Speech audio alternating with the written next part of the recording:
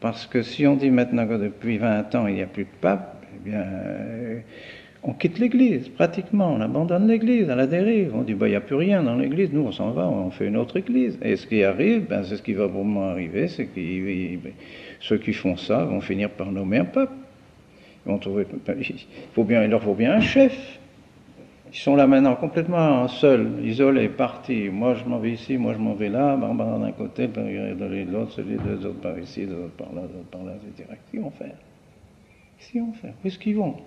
Quelle église? De quelle église sont-ils? Où est-ce qu'ils vont? Qu'est-ce qu'ils vont devenir? Tous à se diviser les uns les autres, à s'attaquer les uns les autres, et puis alors l'un voudrait faire cela. Alors pour finir, il va y avoir des petits groupes, probablement, qui vont essayer de se réunir, ça, et puis élire un chef, parce qu'on n'a pas entendu pas, oui, c'est un pape, pratiquement. Alors, ça, c'est vraiment le schisme complet. On ne peut absolument pas se lancer dans une aventure pareille.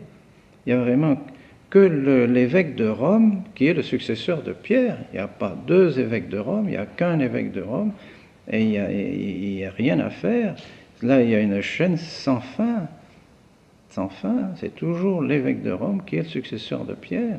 Et c'est parce qu'il est évêque de Rome qu'il est successeur de Pierre et qu'il a le pouvoir sur l'Église. Il n'y en a pas d'autre.